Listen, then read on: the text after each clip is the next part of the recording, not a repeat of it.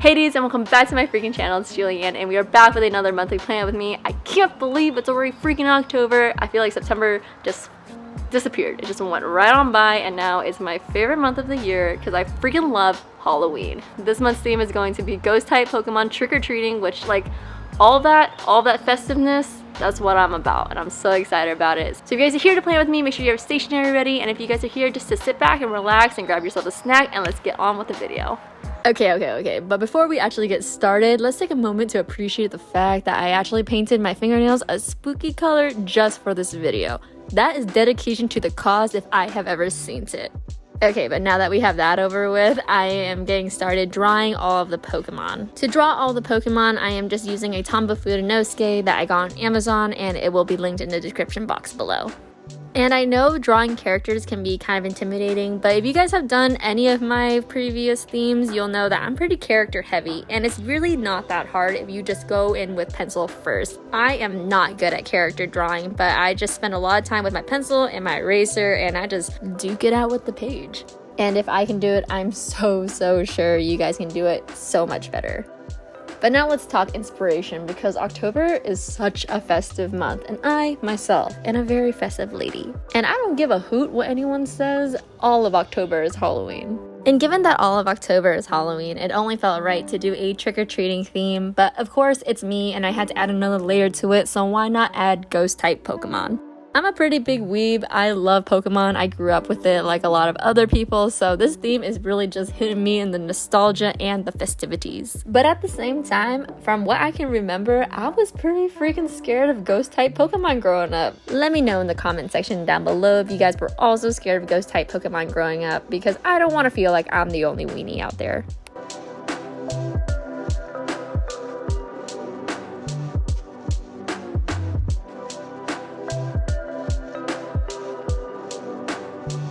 But anywho's the boozies, we are moving on to the lettering portion of the cover page, where I'm just creating this rustic looking banner, and I'm just doing some normal calligraphy on it. I'm not all too creative with the whole hand lettering deal. And I'm also adding some like witch sage / greenery elements to it, because I want to add a little bit more color to the spread. In the coloring portion, you'll see that I went with purple and yellow because they're complementary, and purple is a spooky color, but I also wanted to add in some green as well. Did I just say yellow? I meant like this orangey color. It's like a marigold color, kind of like a sunflower kind of deal. I'm so sorry, that was so annoying. I hate it when people talk about colors that way, but yeah, it's a little bit more orangey. That's what I meant. But also in terms of coloring technique, I went with something a little bit more different than what I usually do. Usually I am a straight colorer. I like color my entire bullet journal, everything's a solid color.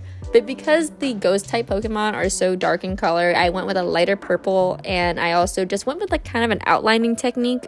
This way you can see the cool details of the costumes on the Pokemon a little bit better, and also it makes your page a little less heavy. Also, I didn't talk about this yet, but if you guys couldn't tell, Gengar is supposed to be dressed as Frankenstein, Ghastly is supposed to be a witch, and Haunter is a mummy.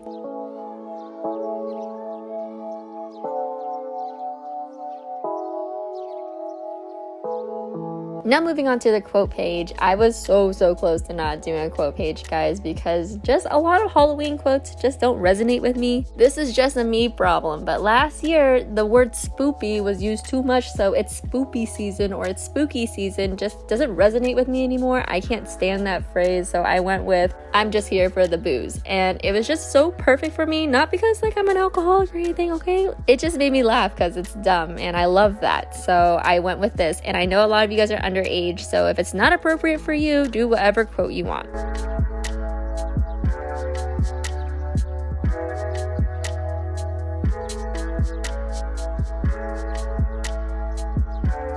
Also for this spread, we have a few motifs going on. We have the whole rustic ribbon thing, but we also have this nice little like partial circle I like. It's just a small little design element that I thought was really cool to pull everything together and also add a consistency to all the spreads besides the colors and the actual characters.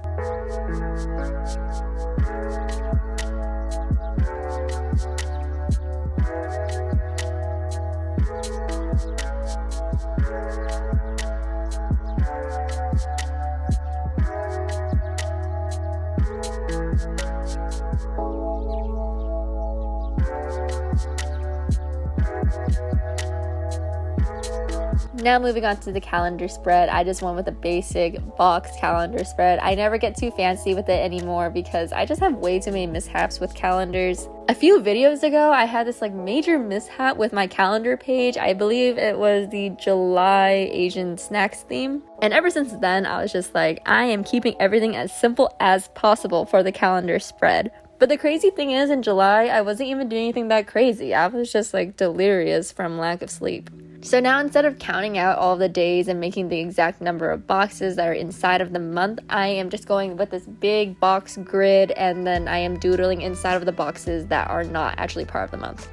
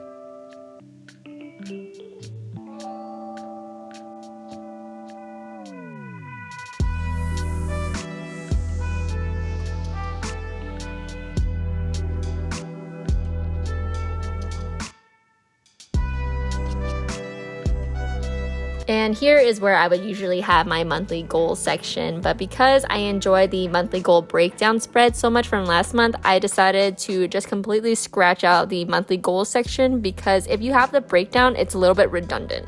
So instead of the monthly goal section, I am just gonna put a little doodle here of Ghastly and his cute little witch's hat. I love this doodle so much. It was a lot of fun to make, especially all the little doodles around it because I want to fill up the space.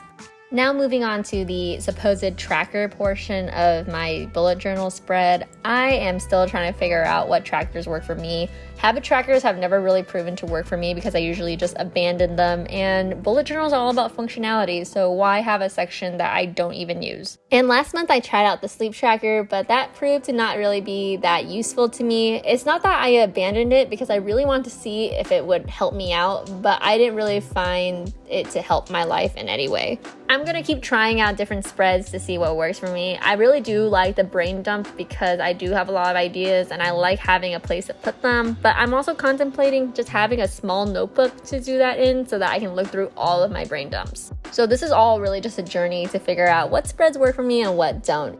For example, the goal breakdown page works fantastic for me because it makes it so that my goals seem a little bit more attainable, feels like I can tackle them, and really helps with my anxiety. Who knows, maybe in the future I'll try the habit tracker again to see if it works out. I think I might try next month just to test it another time. And I also want to try out gratitude logs, or I'll try to find other ways to help with things I need to focus on, like, again, my anxiety.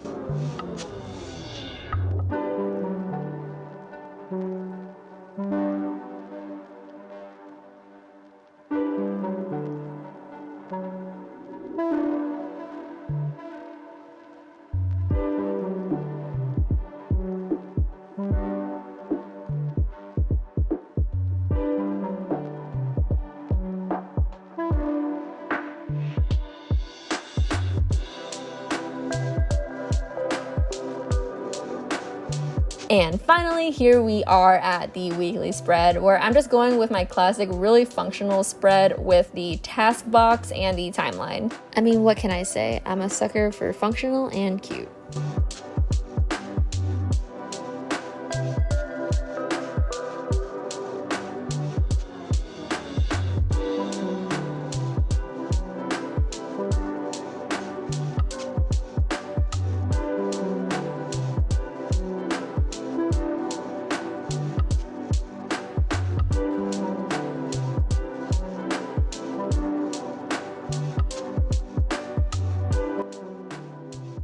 This is not supposed to say key, it's supposed to say to do. If you're a veteran to this channel, you know that I love highlighting my mistakes, so please do enjoy.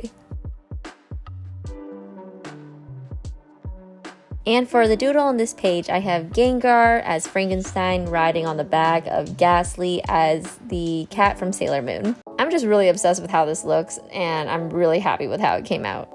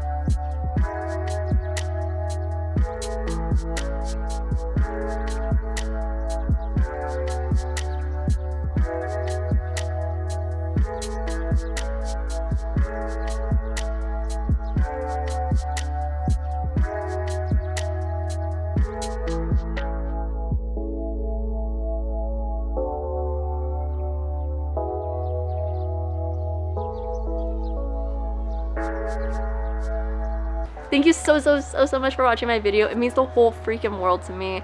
And thank you so much for all the support that this channel is getting. We just hit 5K this month and it's like blowing my mind. But what blows my mind more are all of these incredible recreations. Like, it's incredible to me to think that anyone's looking at my art and thinking, I want to make that too. And it's just an incredible feeling, so thank you so much for that. But if you guys want to see any more videos from me, make sure to subscribe to my channel. If you guys like this video, make sure to give it a thumbs up and leave me a comment because I love the freaking comment section. Also, be sure to check out the description box below if you guys want to see anything else from me. I have my Instagram account there. I have my studio account there, which is now Peppercut Studios, where I'll be producing a lot more stickers and artwork and things like that. So definitely check that out. And I think that's the end of my video and I'm running out of air. So bye.